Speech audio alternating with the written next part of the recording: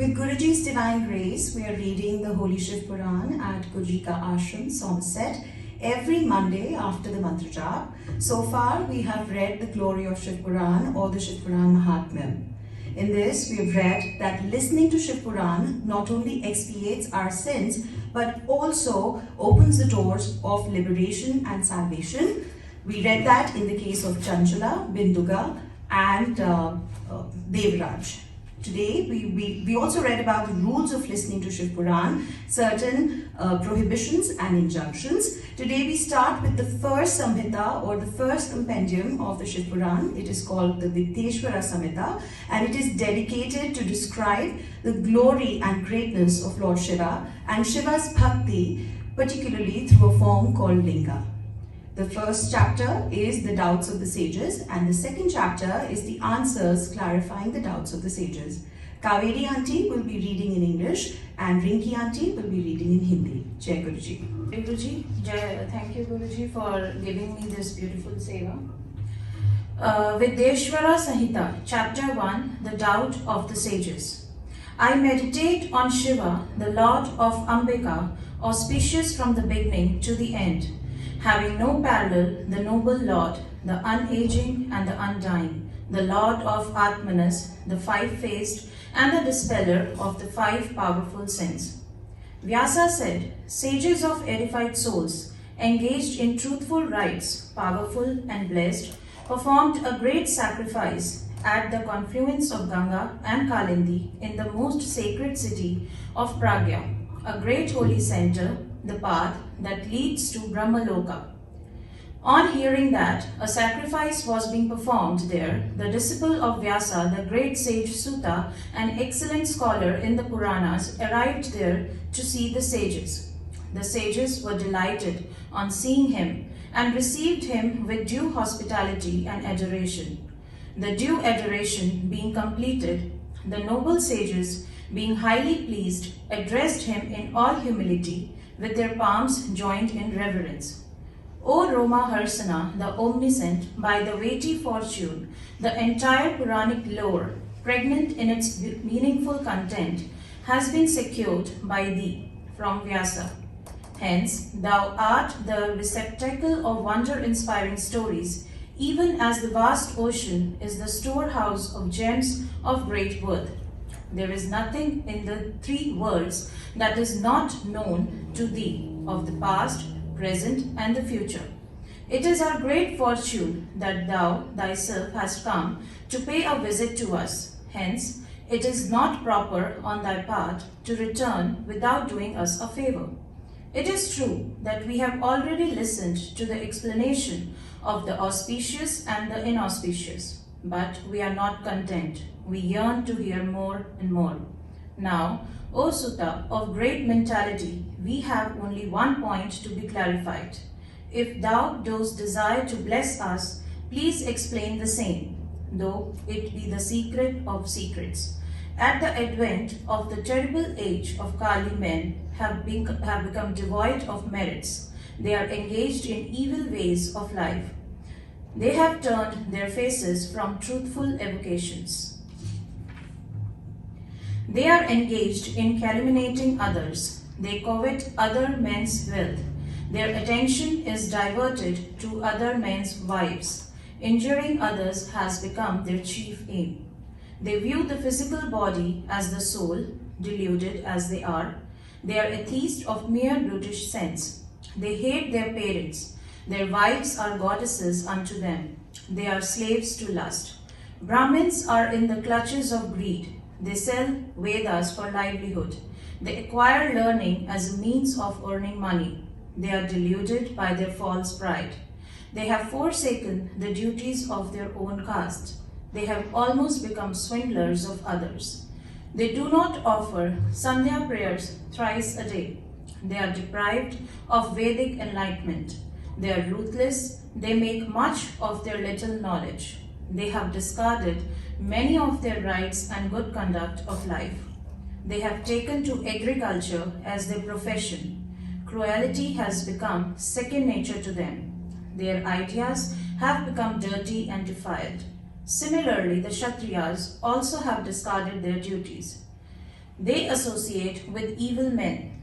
They indulge in sinful activities. Vice and debauchery have become their main aim in life. They have ceased to the valorous. They never take interest in virtuous warfare.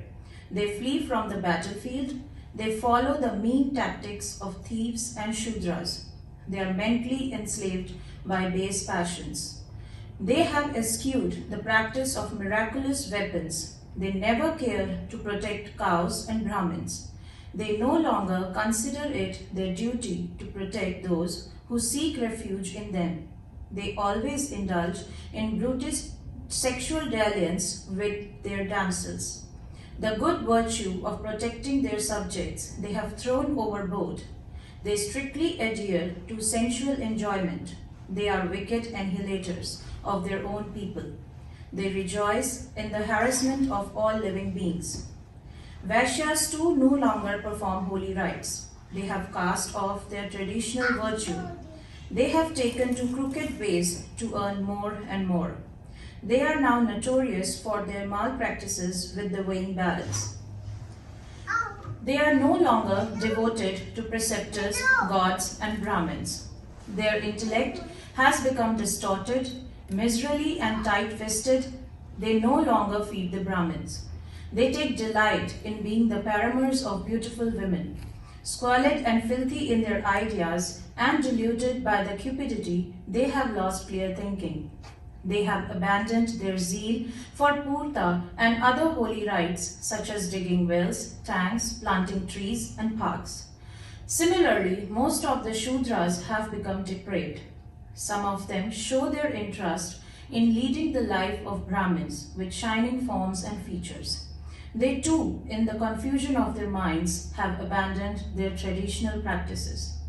In their eagerness to appropriate a Brahmanical splendor, they frequently perform penances.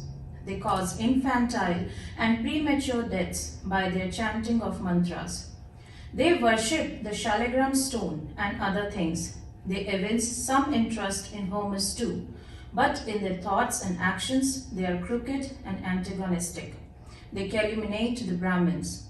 Rich people indulge in misdeeds. Learned people take perpetual delight in disputations. Those who conduct discourses in holy narratives and expound virtuous rites of worship themselves abandon virtuous practice of the same. Haughty persons assume the features of noble kings. Those who liberally give do so with a lot of fuss and haughtiness, thinking themselves to be great lords and treating the Brahmins and others as their servants. Devoid of the strict observance of their traditional duties and virtues, the foolish people have brought about an admixture of various castes.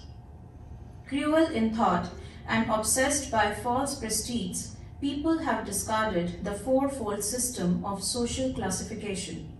Deluded people, wrongly considering themselves high-born, perform certain good rites which result only in the upset of the caste order and downfall of all people. Women too generally misbehave and err. They slight their husbands. They are inimical to their father-in-laws. Fearlessly they pursue their nefarious activities. They indulge in foul coquettish gestures. They are carried away by amorous dispositions. Their conduct is bad. They pursue illicit connections with paramours. They turn away from their own husbands. As for sons, they are invariably wicked, without any filial affection.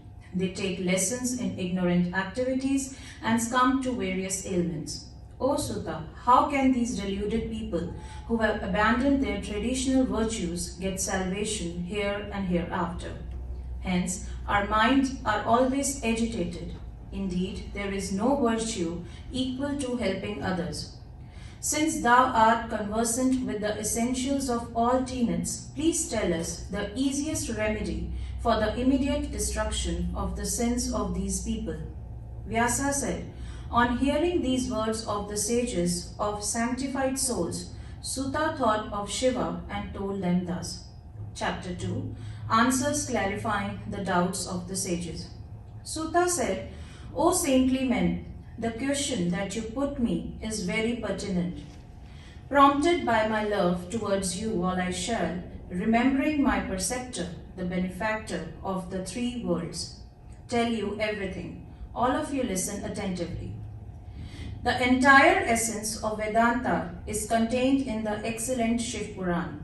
It dispels all sins. It affords the attainment of the highest truth hereafter. O Brahmins, the great glory of Shiva that destroys the sins of the Kali age unfolds itself in the Purana and yields the fruits of the four varieties, Dharma, Artha, Karma and Moksha. By the single-minded study of that most excellent Shiv Puran, excellent Brahmins will attain salvation. It is only as long as the Shiv Puran has not risen high in the world that Brahmahatya, the sin of slaying a Brahmin, and other sins display themselves. It is only as long as the Shiv Puran has not risen high in the world that the evil portents of Kali fearlessly roam about.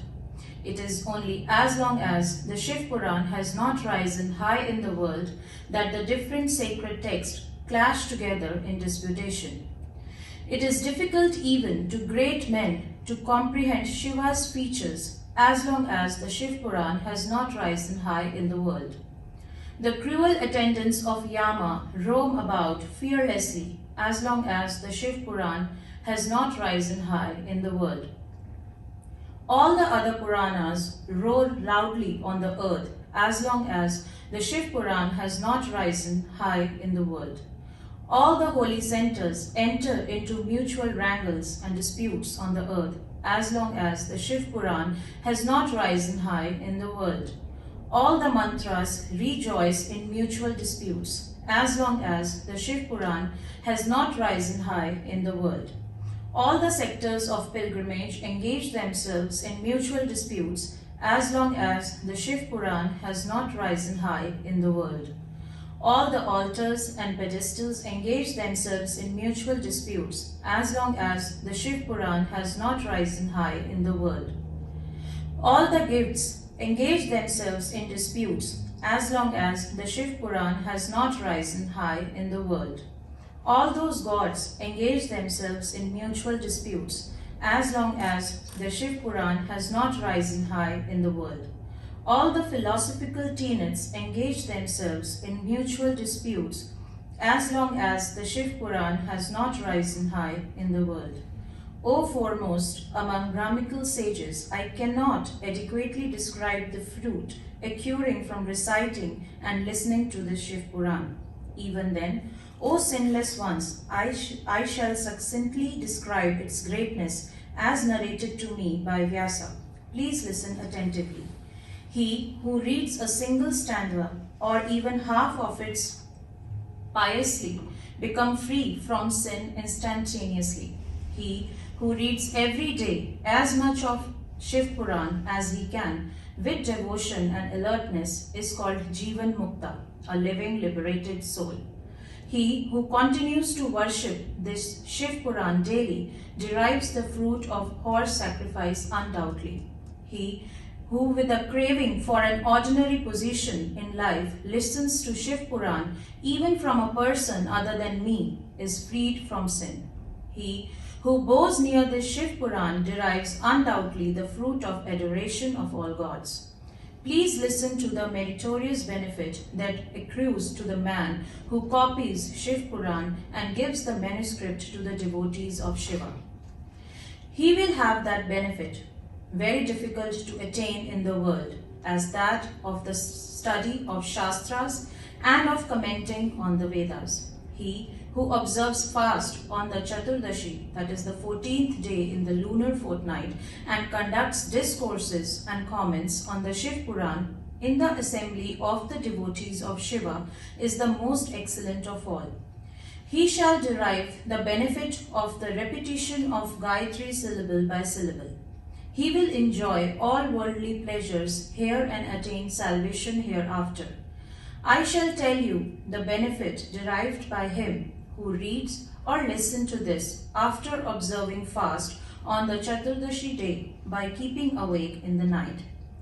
This is the truth undoubtedly the truth, that he will get the benefit derived by the man who makes gifts of wealth equal in weight to himself, to Brahmins, with Vyasa at their head, at the complete eclipse of the sun many a time, in all the holy centers, Kurukshetra, etc.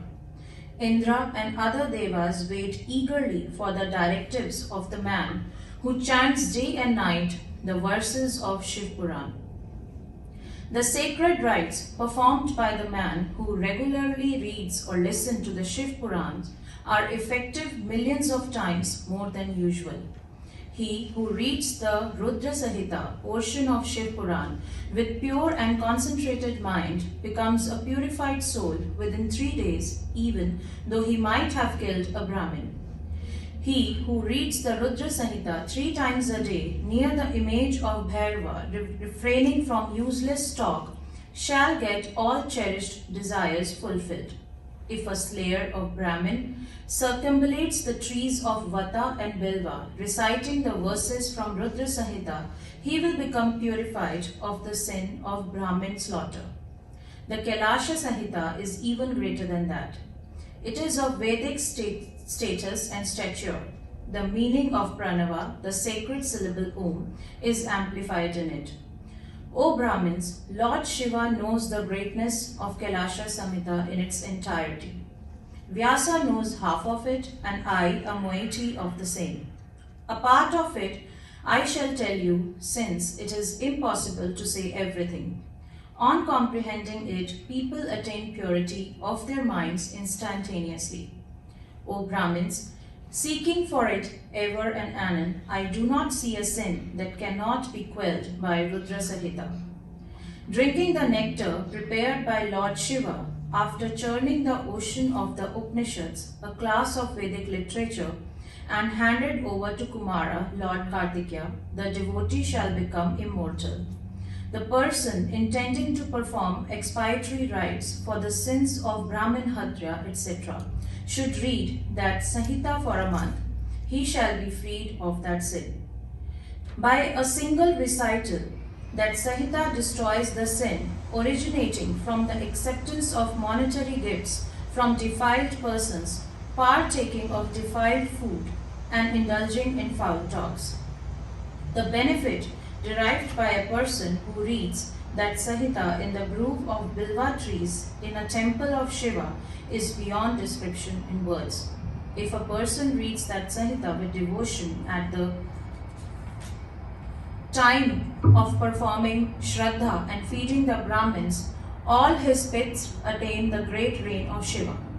The devotee who observes fast on the Chaturdashi day and reads that Samhita under the Bilva tree is directly identified with Shiva and is worshipped by the gods. The other Samhitas are no doubt the bestowers of the benefit of fulfilling all cherished desires. These 2 Samhitas are particularly excellent as they are full of divine sports and divine knowledge. Such is the Shiv Puran, extolled on a par with the Vedas created by Lord Shiva himself at first and commensurate with the Supreme Brahman. Originally, the Shiv Puran was of very enormous size, consisting of 12 sacred Samhitas, Videshwara, Rudra, Vinayaka, Amika, Matri, Rudraekadasa, Kailasha, Shaturdraka, Sahasra Koti Rudra, Vayavya, and Dharma Samhita. O Brahmins, I shall mention the number of verses in those Samhitas. Please listen with due attention. The first Samhita of Videshwara consisted of 10,000 verses. The Rudra, Vinayaka, Amika, and Matri Samhitas consisted of 8,000 verses each. O Brahmins, the Rudraekadasa Samhita consisted of 13,000 verses, the Kailasha Samhita of 6,000 verses, and Shaturudra of 3,000 verses. The Koti Rudra Samhita consisted of 9,000 verses, the Sahasra Koti Rudra Samhita of 11,000 verses. The Vayavya Samhita consisted of 4,000 verses, and the Dharma Samhita of 12,000 verses. Thus, the whole Shiv Puran contained 100,000 verses. That has been condensed by Vyasa to 24,000 verses. That is to about a fourth of the original Purana, and he retained 7 Samhitas. The Puranic lore at the time of the first creation, as conceived by Shiva, contained 1,000 million verses. In the Karta age, Dvaipanya and other condensed it into 400,000 verses, which in the beginning of Dwapara age was separated into 18 different Puranas. Of these, the Shiv Puran contains 24,000 verses with 7 Samhitas, and the Purana is on the par with the Vedas. The first Samhita is called Vidyeshwara, the second Rudra, the third Shaturudra, and the fourth Koti Rudra. The fifth is Omi of Uma, the sixth Kailasha, and the seventh Vaivya. These are the 7 Samhitas. Thus, the divine Shiv Puran with its 7 Samhitas stands on a par with the Vedas, according salvation more than anything else. He who reads the Shiv Puran complete with the 7 Samhitas devotedly is a living liberated soul. Hundreds of other sacred texts as the Vedas, Smritis, Puranas, Itihas, and Agamas do not merit even a 16th of this Shiv Puran. Shiv Puran is first expounded by Shiva and then condensed by Vyasa, a devotee of Shiva. It is pure and brief, and as such it renders help to all living beings. As a queller of the threefold calamities, physical, extraneous, and divine, it is unrivaled. It bestows welfare upon the good. Undeceptive virtue is extolled herein. It is in the main of the nature of Vedantic wisdom. It contains mantras and 3 aims of life, and the thing knowable by wise men of unprejudiced mind. The Shiv Puran is the best among the Puranas, extolling the great being that glows in Vedanta and the Vedas. He who reads and listens to it with devotion becomes a favorite of Shiva and attains the supreme position here and hereafter. Thank you. जय गुरु जी। शुक्राना गुरु जी। विद्वेश्वर संहिता प्रयाग में सूजी से मुनियों का तुरंत पापनाश करने वाले साधन के विषय में प्रश्न, जो आदि और अंत में तथा मध्य में भी नित्य मंगलमय है, जिनकी समानता अथवा तुलना कहीं भी नहीं है, जो आत्मा के स्वरूप को प्रकाशित करने वाले देवता परमात्मा है, जिनके 5 मुख हैं और जो खेल ही खेल में अनायास जगत की रचना, पालन और संहार तथा अनुग्रह एवं तिरोभावरूप 5 प्रबल कर्म करते रहते हैं, उन सर्वश्रेष्ठ अजर अमर ईश्वर अंबिकापति भगवान शंकर का मैं मन ही मन चिंतन करता हूँ। व्यास जी कहते हैं, जो धर्म का महान क्षेत्र है और जहाँ गंगा यमुना का संगम हुआ है, उस परम पुण्यमय प्रयाग में जो ब्रह्मलोक का मार्ग है, सत्य व्रत में तत्पर रहने वाले महातेजस्वी महाभाग महात्मा मुनियों ने एक विशाल ज्ञान यज्ञ का आयोजन किया। उस ज्ञान यज्ञ का समाचार सुनकर पौराणिक शिरोमणि व्यास शिष्य महामुनि सूत जी वहां मुनियों का दर्शन करने के लिए आए। सूत जी को आते देख वे सब मुनि उस समय हर्ष से खेल उठे और अत्यंत प्रसन्न चित्त से उन्होंने उनका विधिवत स्वागत सत्कार किया। तत्पश्चात उन प्रसन्न महात्माओं ने उनकी विधिवत स्तुति करके विनय पूर्वक हाथ जोड़कर उनसे इस प्रकार कहा, सर्वज्ञ विद्वान रोमहर्षण जी, आपका भाग्य बड़ा भारी है। इसी से आपने व्यास जी के मुख से अपनी प्रसन्नता के लिए ही संपूर्ण पुराण विद्या प्राप्त की, इसलिए आप आश्चर्य स्वरूप कथाओं के भंडार हैं। ठीक उसी तरह जैसे रत्नाकर समुद्र बड़े बड़े सारभूत रत्नों का आगार है, तीनों लोकों में भूत, वर्तमान और भविष्य तथा और भी जो कोई वस्तु है वह आपसे अज्ञात नहीं है। आप हमारे सौभाग्य से इस यज्ञ का दर्शन करने के लिए यहाँ पधार गए हैं और इसी व्यास से हमारा कुछ कल्याण करने वाले हैं। क्योंकि आपका आगमन निरर्थक नहीं हो सकता, हमने पहले भी आपसे शुभाशुभ तत्व का पूरा वर्णन सुना है, किंतु उससे तृप्ति नहीं होती। हमें उसे सुनने की बार बार इच्छा होती है। उत्तम बुद्धि वाले सूत जी, इस समय हमें एक ही बात सुननी है। यदि आपका अनुग्रह हो तो गोपनीय होने पर भी आप उस विषय का वर्णन करें।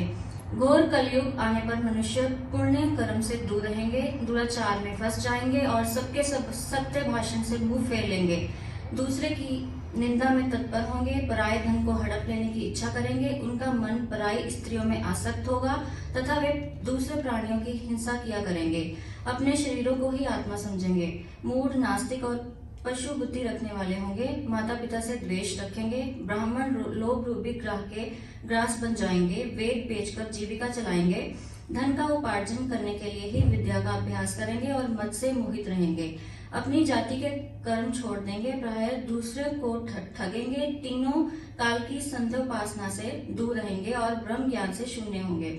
समस्त क्षत्रिय भी सर्व धर्म का त्याग करने वाले होंगे, कुसंगी, पापी और भय विचारी होंगे, उनमें शौर्य का भाव होगा, वे कुतिस्थ चौर्य कर्म से जीविका चलाएंगे, शूद्रों का सा बर्ताव करेंगे और उनका चित्त कामना किंकर बना रहेगा। वैश्य संस्कार भ्रष्ट, सर्व धर्म त्यागी, कुमार्गी, धनोपार्जन प्रायण तथा नाप तौल में अपनी कुतिस्थ वृत्ति का परिचय देने वाले होंगे। इसी तरह शूद्र ब्राह्मणों के आचार में तत्पर होंगे, उनकी आकृति उज्जवल होगी, अर्थात वे अपने कर्म धर्म छोड़कर उज्जवल वेशभूषा से विभूषित हो व्यर्थ घूमेंगे, वे स्वभावत ही अपने धर्म का त्याग करने वाले होंगे, उनके विचार धर्म के प्रतिकूल होंगे, वे कुटिल और द्विजनिंदक होंगे, यदि धनी हुए तो कुकर्म में लग जाएंगे, विद्वान हुए तो वाद विवाद करने वाले होंगे, अपने को कुलीन मानकर चारों वर्णों के साथ वैवाहिक संबंध स्थापित करेंगे, समस्त वर्णों को अपने संपर्क से भ्रष्ट करेंगे, वे लोग अपनी अधिकार सीमा से बाहर जाकर वियोजित सत्कर्मों का अनुष्ठान करने वाले होंगे। कलयुग की स्त्रियां प्राय सदाचार से भ्रष्ट और पति का अपमान करने वाली होंगी, सास ससुर से द्रोह करेंगी, किसी से भय नहीं मानेंगी, मलिन भोजन करेंगी, कुतिस्थ भाव में तत्पर होंगी, उनका शील स्वभाव बहुत बुरा होगा और वे अपने पति की सेवा से सदा ही विमुख रहेंगी। सूत जी, इस तरह जिनकी बुद्धि नष्ट हो गई है, जिन्होंने अपने धर्म का त्याग कर दिया है, ऐसे लोगों को इहलोक और परलोक में उत्तम गति कैसे प्राप्त होगी, इसी चिंता से हमारा मन सदा व्याकुल रहता है। परोपकार के समान दूसरा कोई धर्म नहीं है, अतः जिस छोटे से उपाय से इन सबके पापों का तत्काल नाश हो जाए, उसे इस समय कृपा पूर्वक बताइए, क्योंकि आप समस्त सिद्धांतों के ज्ञाता हैं। व्यास जी कहते हैं, उन भावित आत्मा मुनियों की ये बात सुनकर सूत जी मन ही मन भगवान शंकर का स्मरण करके उनसे इस प्रकार बोले। अध्याय 1 समाप्त। शिव पुराण का परिचय। सूत जी कहते हैं, साधु महात्माओं, आपने बहुत अच्छी बात पूछी है। आपका यह प्रश्न तीनों लोगों का हित करने वाला है। मैं गुरुदेव व्यास का स्मरण करके आप लोगों के स्नेहवश इस विषय का वर्णन करूंगा। आप आदर पूर्वक सुने। सबसे उत्तम जो शिव पुराण है वह वेदांत का सार सर्वस्व है तथा वक्ता और श्रोता का समस्त पापी राशियों से उद्धार करने वाला है।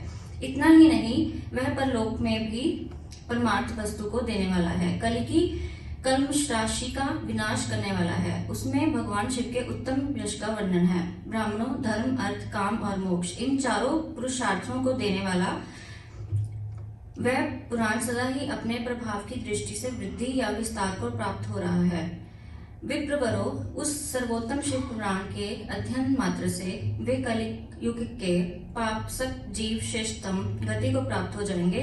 कलयुग के महान उत्पात तभी तक जगत में निर्भय होकर विचरेंगे जब तक यहाँ शिव पुराण का उदय नहीं होगा। इसे वेद के तुल्य माना गया है। इस वेद कल्प पुराण का सबसे पहले भगवान शिव ने ही पुराण किया है।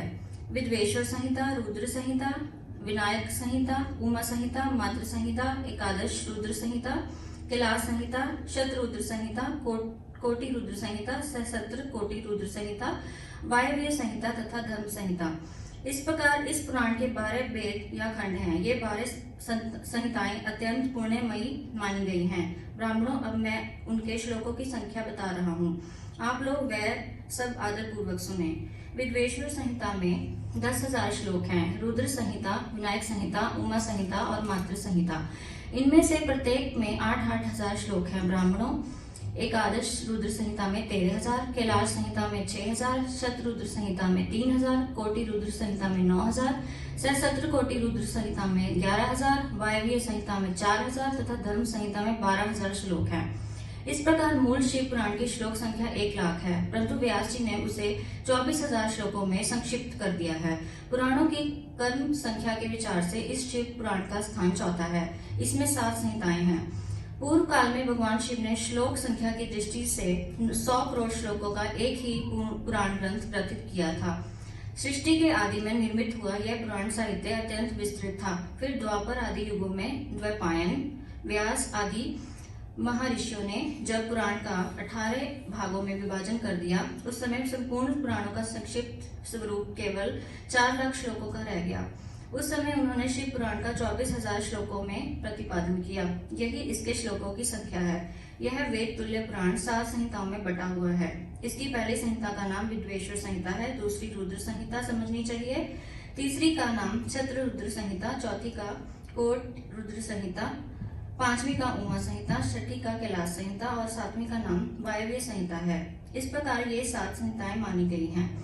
इन 7 संहिताओं में से युक्त दिव्य शिव पुराण वेद के तुल्य प्रमाणिक तथा सबसे उत्कृष्ट गति प्रदान करने वाला है तथा निर्मल शिव पुराण भगवान शिव के द्वारा ही प्रतिपादित है। इसे शिव शिरोमणि भगवान व्यास ने संक्षेप से संकलित किया है। यह समस्त जीव समुदाय के लिए उपकारक, त्रिविध पापों का नाश करने वाला, तुलना रहित एवं सत्पुरुषों को कल्याण प्रदान करने वाला है। इसमें वेदांत, विज्ञानमय प्रधान तथा निष्पट निष्काम धर्म का प्रतिपादन किया गया है। ये पुराण ईश्वर रहित अंतःकरण वाले विद्वानों के लिए जानने की वस्तु है। इसमें श्रेष्ठ मंत्र समूहों का संकलन है तथा धर्म, अर्थ और काम इस त्रिवर्ग की प्राप्ति के साधना का भी वर्णन है। यह उत्तम शिव पुराण समस्त पुराणों में श्रेष्ठ है। वेदांतों में वेद्य रूप से विलसित परम वस्तु परमात्मा का इसमें गान किया गया है। जो बड़े आदर से इसे पढ़ता है और सुनता है, वह भगवान शिव का प्रिय होकर परम गति को प्राप्त कर लेता है। अध्याय 2 समाप्त।